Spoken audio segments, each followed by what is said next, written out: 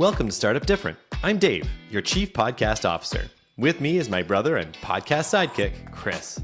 We're two successful entrepreneurs paying it forward by debunking startup myths, tackling the toughest challenges, and giving you the tools to build your business.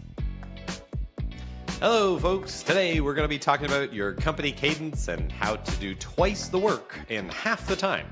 Let's scrum it up. Hello, ladies and gentlemen. Welcome. Episode 3. What was the Star Wars third episode? Revenge of the Sith, I think? I think so. Yeah, it was one of the terrible ones, wasn't it? No. Whoa. You want to start a fight to get the podcast going? Well, this is a big one. Like, are the prequels better than like the ones after, like Return of the Jedi? Like, I don't know what they call the original. Yeah, what was the one with the space gas? Because that was by far the worst one. That was the second new one. What was that called? The Last Jedi? Remember. Yeah, The Last Jedi. Because then that's where, like, a spoiler, that's when like Luke like shows up later, but not really. Like, so disappointing. Anyways. That movie had promise, but space gas, not happy about it. It wasn't. I don't like how they introduced. Oh, that was also space gas, and your spaceship can be a giant hyperspace missile that can blow up an entire fleet. Yeah, why didn't they think of that before? Like, why wouldn't we have done this at the Death Star? This seems like a great idea. Like, have nobody on it, one dude. Good luck. Just okay, so we're now a Star Wars podcast. So Dave and I just outed ourselves as huge Star Wars nerds. Yeah. Actually, anyway, okay, let's get into this. So today we're going to be talking about your company cadence and how to do twice the work in half the time. What the heck does that even mean? What are we talking about, Chris? That's Scrum. What are we doing That's here? What Scrum's all about. Yeah, it's about organization and doing things with a certain rhythm. I think I see this more as like, well, Scrum for sure, obviously. That's like literally the framework we used for not just like development stuff, but also for like our company in general. But I think what this is also about is how to like structure like your day for employees and even for yourselves. To get the most out of people and to get in both in terms of like efficiency, but also I think in terms of like their happiness and all those other important things that also matter for your startup. So yeah, I guess we want to take some time today to just talk about what does that even look like? Because I think for us, we kind of just did it by the seat of our pants. And as we picked up new ideas like Scrum and other ideas, we would incorporate those into our company. And we kind of ended up, by the end of it with this pretty good balance. I mean, I'm sure like if any of our staff are listening to this, some of them are going, ooh.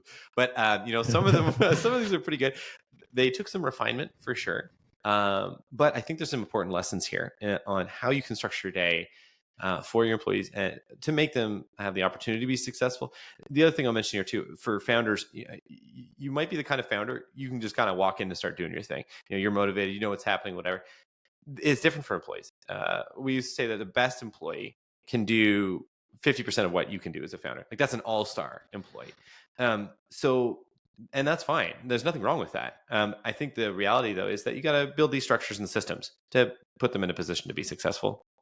So Chris, what do you think about that? Morning Scrum. I feel like this was your baby. I feel like that's where definitely. We should start. How did you start the day, Chris? So like Scrum is kind of like the de facto way of running a software development team. And so we were, I think 3 of us when we started doing it at first. And, it really came down to just setting a cadence for, hey, let's be disciplined around getting stuff done. And so that worked out really well. And really I think when I think about Scrum, I think the thing that gave me the most bang for our buck or the most bang for our effort was the morning Scrum meeting, which was my favorite by far. So let's just like break this down mechanically for a second and keep in mind that our company, we went from just Chris and I to probably about headcount about 20 people in the end. And so, it's not, we'll get to the cons in a minute, but I think that we're just trying to set the tempo for people. And so basically what we did is we'd come in and we'd say, okay, there were 3 questions you had to answer. The meeting was every day at 9 a.m. So one thing is everybody's on time. If you weren't on time, it was really obvious, particularly when we were in the office, because it'd be like, Like literally people would walk in. I think at one point we would clap for people when we were late, but then we realized that was actually really mean. And so we Yeah, it was stopped doing bad. yeah. We stopped doing When you that. have the studio audience clapping you in. Yeah, that wasn't so But it great. was Anyway, really awkward if somebody walked in late. Like yeah. everybody would be standing in the kitchen, so the door would open. It would be 9:05, and everybody would turn and look at the door of the person who was like we late. were So literally everybody knew you were late. Yeah, we were literally right there. Like when you entered the office, like you couldn't like sneak in. We were probably looking at you when you came in the door. For what it's worth, it was good for younger employees because it kind of got them into the again the cadence of our work days, but how we wanted them to work, that and how we would believe it would be successful for them to to kind of like work in this kind of a system, we'll say. Anyway, so you get in at 9 o'clock, and then you have 3 questions. So, what did you do yesterday? What are you doing today? And are you stuck on anything? This was the initial thing. Now we did this even when we were, and if you listen to our last episode, we did this even back when we were in the co-working space in Bright Lane. That was probably when we started doing this, I think. So, of the 10 odd years of existence of the company, I think we did this for probably about like 8 years. So we did this for quite a while. It was actually pretty near, even the staff that maybe weren't as wild about this, and I'll get to this in a second, but they knew that to Chris and I, this was like sacred territory. Like this was something that they couldn't mess with.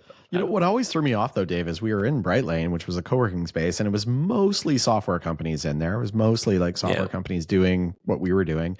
But I think we were the only ones every morning in that kitchen having coffee, doing our morning Scrum meeting. Well, like no other companies were ever, I never saw another company doing. I mean, look at us and look at how it turned out. No, I think like part of it is like, that was just the way we like to work. That's the way Chris and I like to work. Then we built our culture around that.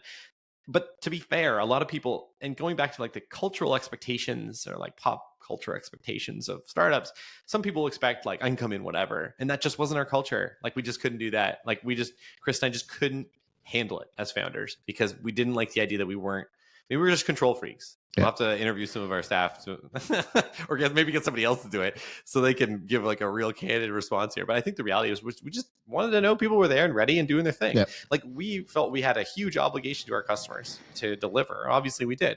And for us, it was like essential that we were working when they were working. And so it made us uncomfortable when we didn't know if our people were there. So going back to those, so the Scrum helped with that. Going back to those 3 questions though, Dave, when we had like, 5 or 6 of us, we would answer those 3 questions. What did you do yesterday? What are you doing today? And are you stuck on anything? And as we got more staff, it would take too long. Okay. Like people would talk forever about the things. They would start like rhyming off every single thing they did yesterday. So we kind of dealt with that. I remember we got egg timers so that there was like a 30-second egg timer that would get handed around to each person. They'd flip it and they'd know they had 30 seconds, and they'd be like looking at the grains through the hourglass go down as they were trying to rhyme off their answers to the 3 questions. So that worked for a while. And then once we were up to like 16, 17 people, we kind of had to say to everybody, okay, like we don't even have 30 seconds. Like you've got to really quickly tell us like the one top thing you did yesterday, the one top thing you're going to do today, and whether you're stuck on anything, or like one thing you're stuck on. Mm-hmm. And so that's how we kind of kept it under control. We wanted to keep it to about 15 minutes maximum. So that's the way we managed the total that. meeting. The total meeting, not like your update time. Yeah, people would just go insane. Exactly. So. Yeah.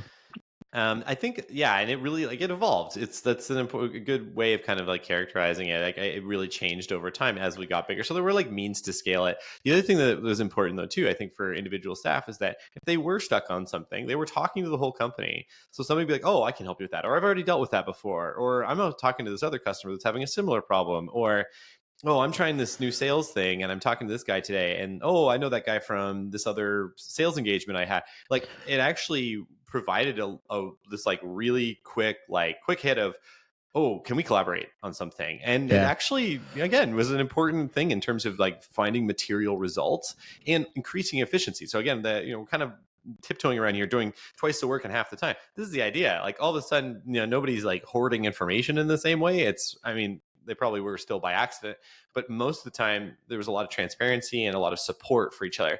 And that also obviously dovetails into a stronger company culture too. People will have more time to interact with each other. They're more aware of all the people at the company and what they do and their personality.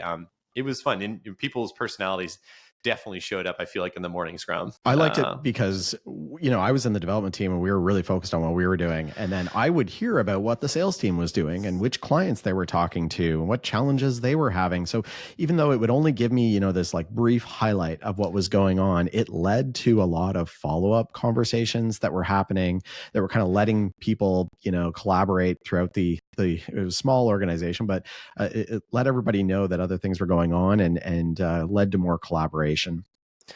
I think, yeah, definitely. I think so. The cons Chris already alluded to, it kind of got long at times. The other thing is it does get repetitive. So you might be working on a big thing.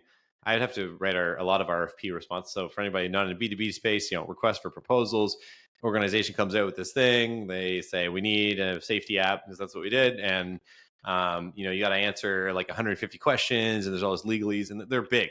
I would say, I think I read that on average an RFP response takes over 30 hours, like at least, and which doesn't surprise me at all. Actually, even when we were over in Rave after we were acquired, I remember like the number of people you would just have working on it would make it easily beyond 30 hours. So it gets repetitive. So we also started like truncating. Like if we already knew, if somebody had mentioned a couple days in a row, I'm doing this thing, they'd be like, oh yeah, and I'm still doing that. And like, that's fine. Like, that was fine. Just move on. Like keep going. And so there was like a bit of nuance, almost like a learning curve.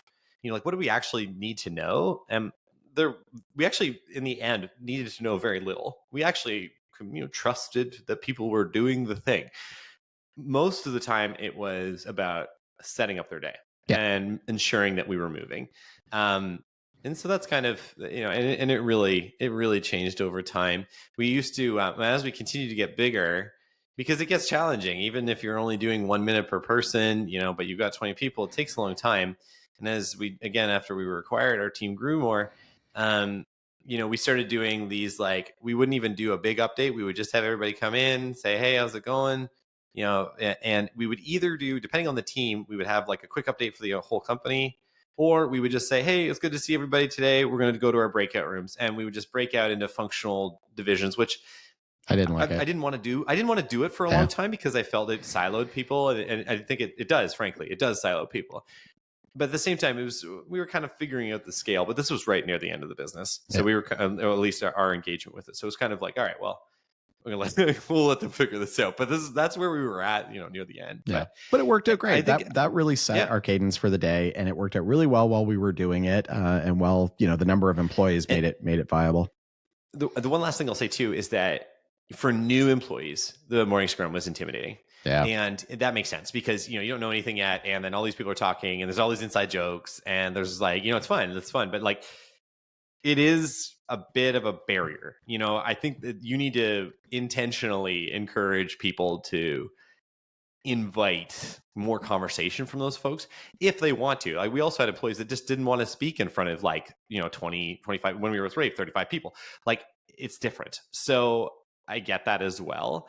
The breakout rooms were actually very good for that though, because once we got into the smaller breakout rooms, those people that would be intimidated by larger groups were actually much more willing to talk and engage. So now that comes, we actually would have other meetings where we'd also do some cross-pollination for our teams.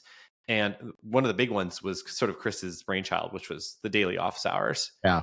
Which sounds like he was a professor or something, which he's not. Yes. Are you? No. No.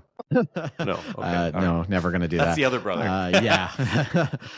No. So, for a software developer, it's super frustrating when you get interrupted throughout your day. Like you need like hours in a row of uninterrupted time to write computer software.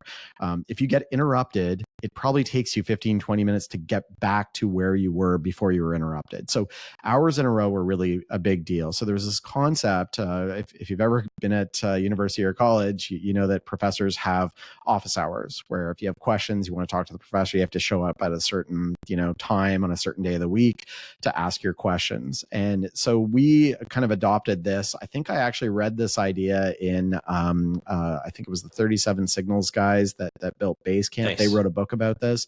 And then I saw this chapter in this book and I was like, oh my gosh, we need to do that like ASAP. So was it Rework? The book Rework? No, or I think it doesn't have to be crazy at work. That's right. Yeah, it's that that's one. the one. Yeah. So the bottom line is we adopted this kind of approach. So every day from 1:30 to 2:30 was what we called office hours, and it was just an open. We were doing this mostly during the pandemic. So we would have an open Zoom meeting where people could just sort of pop in and ask developers a question or get some explanation on stuff, and it worked for everything. So even if I had a question, hey, we're working with a sales team and I have a question about something we're developing and I need to talk to the salespeople to find out what the customer wants, I could message them and say, hey, hop into the office hours meeting and I need to talk to you about this and that. So that worked out really, really well for us because it just limited. So there weren't these constant interruptions. Like, I don't know if you've ever used Slack, like Slack is wonderful, but drives me nuts. You love and hate it, man. Because people can just reach out to you and interrupt you at any time, no matter what. And it might not be critical. So, kind of instituting an office hours thing was really big for our team. And it definitely saved me a lot of time. And there's also kind of like an element of just like being able to hang out too, like I feel like, you wouldn't want to waste people's time, but it was also like, I know specifically some team members would pop into office hours, and see if it was quiet for one thing, because sometimes it was quiet. There just wasn't that much going on there. And then just have a conversation with whichever developer was manning the desk, so to speak. And I think that was important. I think that's like that's a good thing to do. And I actually really tried to encourage new staff to do that too, because they'd also get a sense for how we interact with each other, but also, get to meet someone more specifically. It's almost like if they weren't that busy, it was like a little coffee chat that you could have. Yeah. It was the water cooler time. Thing. If people just wanted to talk, especially during the pandemic, everybody's working from home and kind of going stir crazy. And sometimes it's nice just to hop in and see who's in there and chat with some folks. Like I think it was really cathartic. Yeah. And like competitively too, like culture is obviously one of those things that is so important to your competitive position in the market, which like kind of like that speaks for itself. So, a stronger culture because people are interacting more, that's fine. But the other part here too is that like something else that as a result of office hours was just that, man, we could solve problems quickly. Like especially in software, there's kind of this reputation of, well, there's an issue, well, we'll get to it in, 2 to 5 days and whatever. Not to say all software companies like that, by the way, just straight up, but as a smaller business or as a startup, you absolutely need to kill it at customer service. That's like one of the main reasons that that you're the vendor at whatever organization or whoever you're working for. Like you need to be able to prove that we're small, and that's a good thing. And that's all about customer service and like agile development. So I think the idea that we could go into office hours and figure out problems, and they didn't always require code. Just to be clear, like sometimes it was just like, I don't know how to do this. Can you help me do this? Yeah. But that having that option made us way more potent in the market. Yeah. You get a reputation for that in a good way, really, really quickly, and it helps. So office hours, some people, I know some people weren't always thrilled with office hours. Chris, I think you were a little too aggressive. You loved office hours. Loved it. You go in there and crush problems, right? Yeah. But I think like it was one of those things I think that really set us apart, particularly as a smaller business when we were compared to the, our competitors were everything from venture capital back to, Rave being a, $80-90 million a year business to, the Everbridge, the behemoth, the publicly traded, billions of dollars kind of company. So you better be able to bring something to the table. And having that ability to deliver on customer service was huge through office hours. One thing I should mention is that we had 5 developers kind of at our peak of the development team, and we would rotate which developer was like on office hours duty, and that just meant that if somebody was doing a really big project and they didn't want to lose that hour in the middle of the day, they weren't stuck doing that.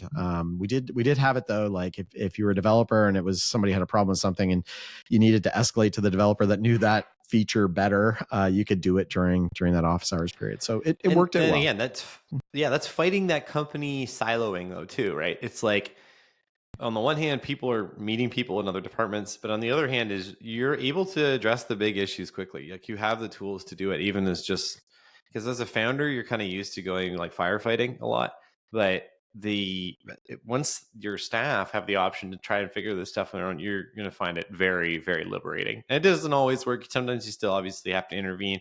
Sometimes you got to get yelled at, whatever. But like most of the or more of the time, staff have a mechanism through which to solve it. So I'm a big fan of office hours, notwithstanding the fact that it might lock up an hour for someone, during the day, or Chris might be a bit too aggressive as the CTO and going in there lurking, as we'd like to call it. Yeah, I would go through all the support tickets, and I'd, especially when I was on office hours duty, and I would just say, how can I start knocking off some of these tickets that are open as quickly as possible? Because you can get ahead of that stuff, right? If it's the other thing too is, we don't want to go. We'll do at least one more show on customer service, but you got to make sure you take on those little fires before they become big fires. Yep. And office hours is a great tool for that. Now let's do a quick little gear shift here.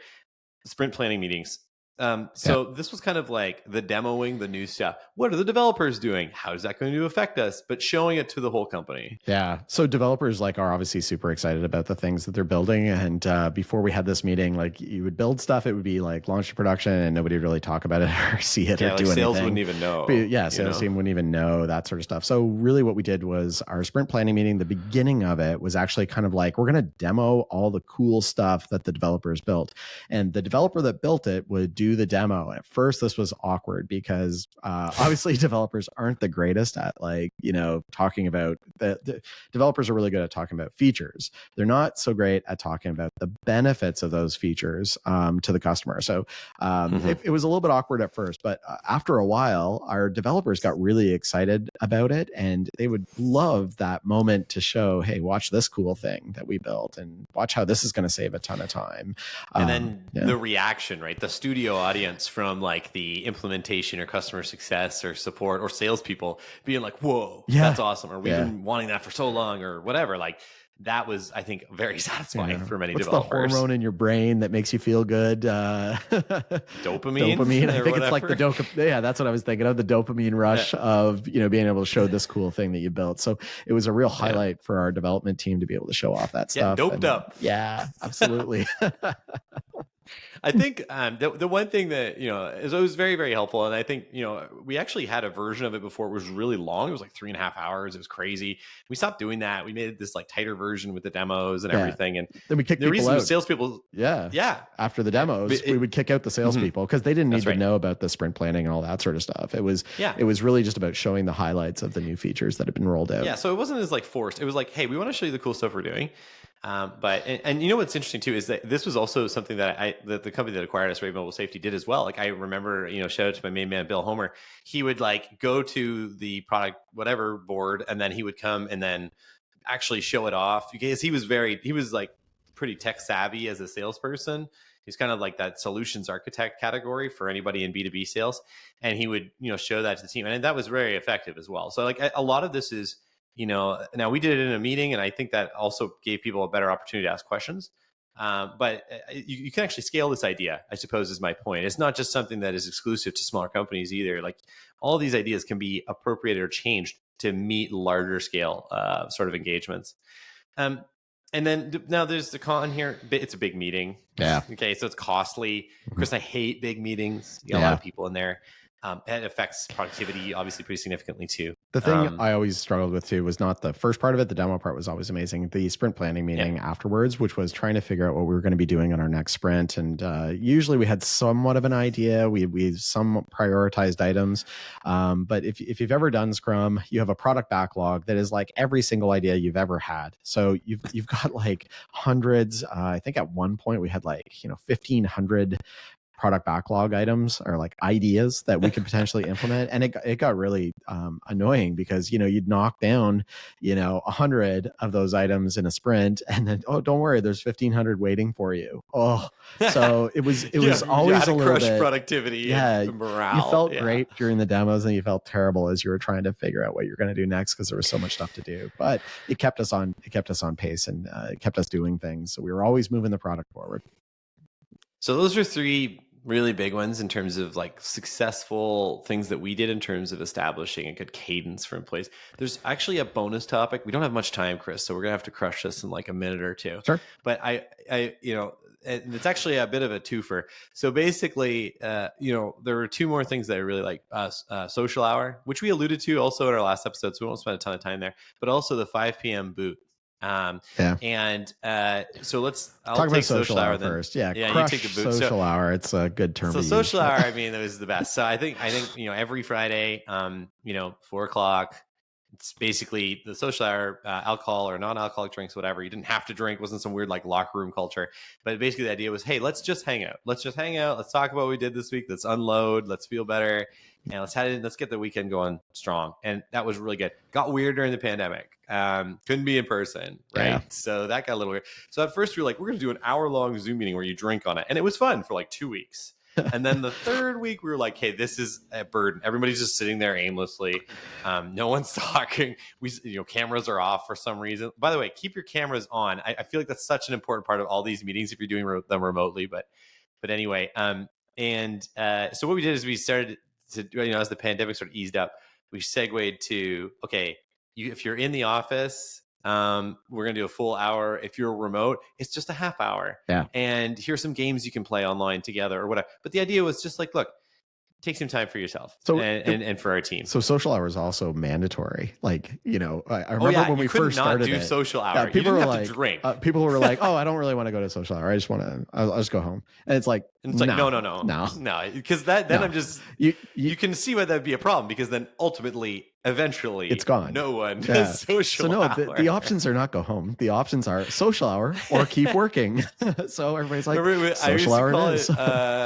For a while, I used to call it, like when it was really bad during the pandemic when we were on Zoom, it was forced company fun time. Like, have a sense of humor about it. But the long and short of it is like, yeah, it's not time off, it's time as a team. Yeah. You got to remember that. And it was really, really good. It was generally very successful. There were some rough patches in there, kind of came up, but we definitely hitting our mojo was half hour online, full hour if you're in person. And we weren't going to like ship you drinks or anything like that if you're at your house. Like you have to figure it out. But yeah, it was still good because then there's usually a good percentage of people who are online and a good percentage of people who come into the office. Yeah. And so it always kind of worked. You're going to talk about the 5 o'clock thing, but one thing I do want to mention about the social hour is that oftentimes it would go on until midnight. 10 o'clock at night, things like that, where people would, particularly the developers. Yeah. You guys would send it. Yeah. We were... a couple of boxes of wine. Like, my goodness. Yeah, I don't know how it evolved to that, but we would definitely, we wanted to, let our hair down and have some laughs. And it was great. We would just hang out at the office. I think one of the things too is that all the developers lived really close to the office. So it was easy to get home and stuff like that. So there wasn't the anxiety about, commuting or anything like that for our team. Yeah. And so this is, absolutely. So like bonus topic, like, we're topic 5 here, so I'm going to be really quick. But we kick people out at 5 o'clock. Yeah. Every single day. Because I would literally yell, go live your lives. Yeah. And this was 2 things. One is I wanted to show I really, really cared about their personal lives and their time. And I get that work wasn't the center of their universe like it was mine. Secondly is, man, we were more efficient. Yeah. Once you understand that you have to work between goalposts, and that I'm literally going to come over to your desk or on Zoom and call you and be like, stop working, you become more efficient. And it was a great thing. And it was something that I knew they could also take home with them and tell their family, their friends, whatever, that I'm at this startup, but hey, and people go, oh, you must be working all the time. Well, yeah, but from 9 to 5. Yeah. And then my day was done. Yeah, I think there's like a culture around startups of like you work around the clock kind of thing, or an expectation you work around the clock, and that just doesn't work. If you actually look at any of the scholarly articles on this, that you're so inefficient. You're actually much less efficient that way. So we would kick them out at 5 o'clock. Having said that, our staff were amazing, and I don't even know if it actually happened, but if I had had like a big systems issue or something like that, everything was down, whatever, I have no doubt that all of those developers would have stuck around until it was fixed, and they wouldn't even have questioned it. They wouldn't have said a word. They were very committed to the team, and I think because we were kicking them out and never forcing them to work, extra hours or anything like that, I think that got us a lot of goodwill from them, so that if we ever did need the get out of jail free card because all the systems were down, it would be there if we needed it. Yeah, definitely. Okay, we did it. Another episode complete. Startup Different, Revenge of the Sith is done. Thank you so much, folks, for joining us. If you have any questions, comments, concerns, don't be afraid to reach out on social or all the other things. And don't forget to rate the podcast. Thanks so much, and we will see you next week.